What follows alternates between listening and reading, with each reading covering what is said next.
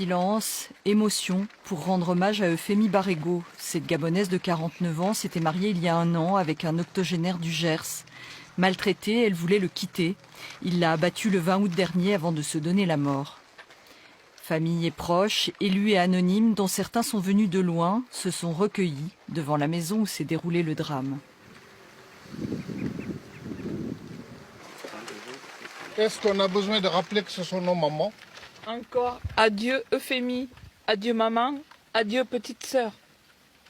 On se sent tous coupables. Ce qui est sûr, c'est que chacun de nous a une part de responsabilité. Parce que ce n'est pas le premier cas. Et malheureusement, ce n'est pas le dernier cas. Qu'on essaie de tout faire pour que tout cela n'arrive plus. Comme on est en train de lutter pour que les armes aux États-Unis se taisent. Le crime n'a pas sa place. Et c'est par là, c'est quand nous arriverons à stopper cette violence qu'on pourra parler de vrai progrès. Le progrès, ce n'est pas seulement créer le téléphone, voyez. Le progrès, c'est aussi protéger l'homme. Le mari d'Euphémie Barrego était jaloux de ses moindres faits et gestes. Elle était sa chose, témoignent ses proches. Mais personne n'avait imaginé qu'il pouvait être violent. Euphémie, aujourd'hui, elle est partie. Ça a peut-être été un tort pour elle, peut-être dans l'intention de préserver son foyer. Mais il faut parler.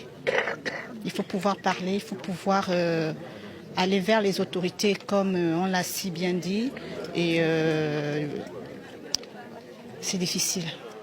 La famille contient sa colère avec une dignité poignante, mais la douleur affleure chez tous, la révolte aussi. On fait des états des lieux, on les connaît l'état des lieux, on vous dit les plaintes ne sont pas prises, on a besoin de former les policiers, donc tout ça on sait, et là on nous met un éclat, là le gouvernement dit qu'il s'intéresse aux violences, qu'il nous écoute et nous on a les solutions. Les associations et les institutions spécialisées sur ces sujets estiment qu'il faut 500 millions de plus à minima pour avoir une vraie politique qui permette des résultats, comme c'est le cas par exemple en Espagne, où quand on s'y attaque avec sérieux et avec moyens, on peut faire baisser ces meurtres de haine sexiste.